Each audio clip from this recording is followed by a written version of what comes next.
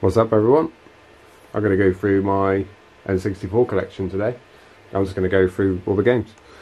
So, I got this one recently. Never played it. I think it's like Rogue Squadron, as far as I know. Because I always thought there was only really one of those kind of games on N64. I was going to do that, like I've done with the PS2 games. Obviously, it's all going to be the same. But if you want to see the back, there's the back. A lot of these I've actually got recently, so I may not have ever played them, or not played them much. Mega Racers, played a bit of that, seems okay. It's not obviously the best racing game, I guess, but the fact that you can sort of build and stuff in it is pretty cool. I thought I might do a video on that. I know I've said that about almost every game I've talked about, but I thought that might be a cool game to do. I got this one again recently. I used to have it, and I bought it again recently because I remember like having like quite a lot of fun with it. Really. What is it again? Is it an RPG? I can't remember. But the type of game it is, like, I didn't remember playing many of them on N64, but I really enjoyed that Castlevania. Yeah, I never had this one back in the day, so I don't know what this is like, but I thought I'd get this because some of these as well that I've got recently are relatively cheap. They haven't actually been all that expensive. This game I played recently, and I did play back in the day quite a lot, Armorines, and I remember it being like quite good, but when I played it recently I realised I tried almost every controller setup, and you just couldn't get it to a controller setup that was kind of usable. It was really weird how it used the controls, when like it easily could have had some much better controls and giving you the option to change them and customize them, I guess. Another one I got recently that I've never played, that I got pretty cheap, like I can't remember how much it was, but it was like, I don't know, £4, £6, something like that. So yeah, not sure if it's any good and all that, but give that one a go. This one's a bit rattling. And again, got this one recently and never played it. Yeah, Tetrasphere, so it's like Tetris, but you're playing on a sphere. I'm not really sure. I looked it up, a bit of gameplay, and yeah, it's like Tetris, but you're playing on a sphere, if that makes sense. Hence the Tetrasphere, because Tetris is quite fun to play. Maybe not to do for a video, but yes, love this game. This isn't one I got recently. I've had this since I was young. Vigilante 8. Yeah, I love this game. I played this recently and it still holds up. It's really good. The only thing I found, I don't know if it was because of my setup, because I'm using my projector or whatever, but the levels where it's at night or is dark, like, it is really hard to see. Obviously, if you can get it emulated or whatever, I'm sure it'd be fine. Vigilante 8. And I do have it, or I did have it on 360 when they brought it out on arcade, but I'm not sure whether or not I can get that anymore, because I did look it up and it didn't seem to come up. Quake, one that I got recently that didn't cost much and I've never played. I have played it a bit now, and it's not bad actually for an N64 port of Quake. Seems to work quite nicely, really. Classic. One I used to have, you know, years ago, but I got recently. Yeah, great game, and one that plays pretty well on the N64. I mean, it's on Xbox, so that's probably the best one to play, because they've probably got a higher frame rate, and yeah, graphically and everything. But this one I don't really remember playing much, to be honest. I'm not even sure I had it. What was it? Yeah, Winter Olympics, 98. I remember playing a Winter Olympics game on Sega Saturn, I think it was, I can't remember actually owning that game, weirdly. Yeah, 1080, which is a really good snowboarding game. Yeah, that's one I've had for years, that copy. Yeah, it's a good game. I don't think I played it a huge amount, but when I did play it, I remember it being quite good. Rayman 2, which is my copy from back in the day. I don't know whether or not to tell you whether or not I've got them recently or not, but I probably will. Or if I've had them for years and years. But yeah, that was really fun to play. I think Rayman Revolutions, like I was saying in the PS2 collection video, I think Rayman Revolutions is this game on PS2, I think. I can't remember if I completed this or not on N64, but I remember playing it quite a lot and getting quite far and enjoying it. Rayman game, well, that Rayman game in particular is pretty well done. Extreme G, didn't play a huge amount of this back in the day, and I got this one recently. Not much more to say really, but it's a well loved game, I know that, but I just haven't played a huge amount of it. Sorry, I'm trying to get my words out today. I did have this back in the day, and I bought it again. Top Gear Overdrive, and I do remember really liking that. Like, there was a load of cars to unlock on it. I've played it recently, and it does seem a little hard to control, or at least a little hard to get used to. I think the controls are quite reactive. Yeah, I remember this one, Top Gear Rally, and I remember, I think the game itself was quite hard, that I can remember. Like, it was quite hard to control.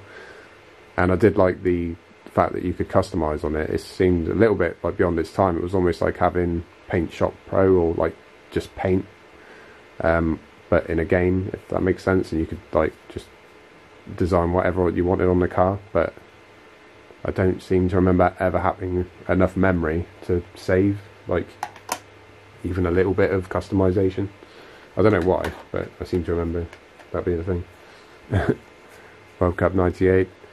Never really played this. I think I have had this for years, and I got it off my mate, even though I'm not really into football and I never really played this game. So I don't know. But my brother is, so maybe he got it off my mate years ago. I'm not sure. V-Rally. This, apart from GoldenEye, which I got as a bundle for my birthday when I was young,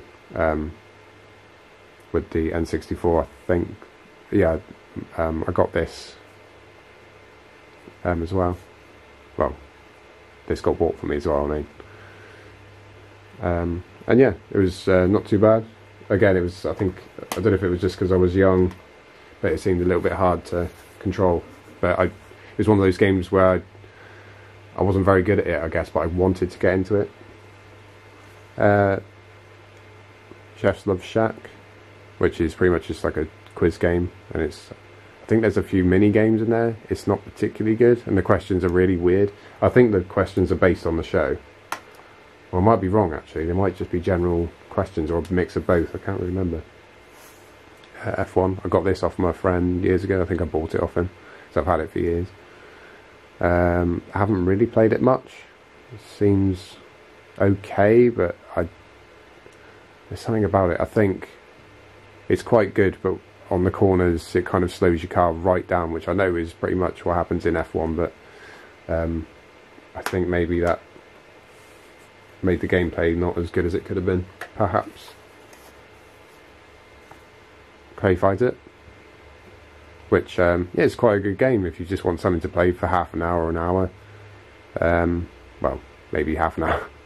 It's not like amazing, but it's an alright fighting game. You can go through a few characters and stuff. Seems it's not too bad. There's a few of these coming up. Yeah, WF No Mercy. I remember playing these back in the day. I used to be a little bit into wrestling, as I think most people my age were as a kid, for a little bit.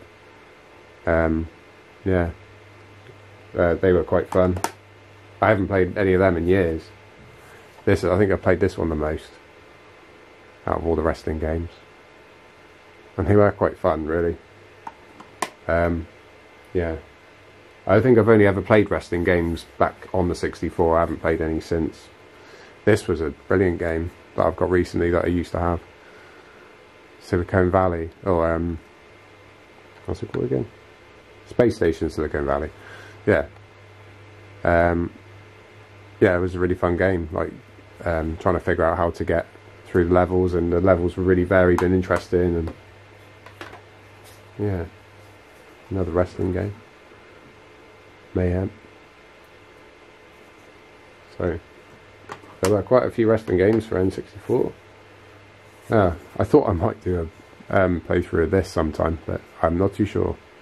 I'll have to play a little bit first, because I can't remember how like difficult or easy it really is. But I remember completing that back in the day, I think, with probably great difficulty. There's another one, WrestleMania 2000. Another wrestling game. Again, thought I might have done a playthrough of this because it was okay. I know it's not really well received, and it's not like a brilliant game, but I do love South Park, and it is a game that I kind of wanted to play through. Just, I don't know, I suppose because I love South Park.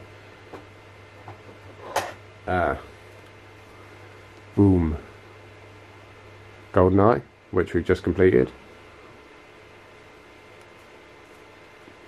So there's that one. Brilliant game, as we know. This one I got recently, which I used to have. And I kind of, you know, I definitely regretted selling it back in the day. Yeah, that's a great game. I think I'll do a video of that at some point. Because that was a really fun racing game. Like, bit like Mario Kart. Yeah, this might be, I might do, I wasn't really going to say, that I might do a video on this next, but I can probably do this in like an evening, to be honest. There is a little rip on it there. That I'll just do the Mario Grand Prix. I'm going to do it in 4 videos, so there's 4 tracks to each cup. There's 4 cups, so 16 tracks, so I'll do 4 videos of each 4 tracks. So yeah, I think I might do that next, because I can literally do that in like an evening. This might be a bit surprising. This I never had, I've got recently, and I've never played, which you might be surprised. Yeah, I've never actually, I don't know why, I've never played Mario 64, but now I have it. And even though to a lot of people it might be the most obvious game to, or Nintendo 64 game to do a playthrough of, for me it would actually be fresh. This game I think I completed and I remember enjoying, although obviously I think it was hard to control back in the day, and like kind of even harder now really. Sarge's Heroes. I mean, sometimes you can get used to it and know like that the controls can be a bit clunky, but you kind of try to adapt to the controls, to the way they work, but sometimes they are just like a bit too clunky. So Sarge's Heroes sometimes can be at that limit where it's starting to get a bit slightly unplayable. This I remember like enjoying for a bit. I was pretty young though, to be fair, when I was playing this, but yeah, it's just a kind of a board game, like in a game, and it's Rugrats, so I don't know, it's a bit of fun for like half an hour or something. Oh, I think we're on to our last now, apart from the ones I've left upstairs that are in their packaging. I think that's all of them, apart from this one in my hand.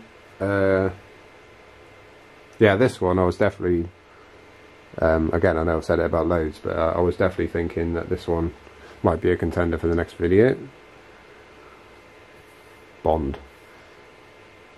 So that's a pretty good game. That's the only other N64 Bond game.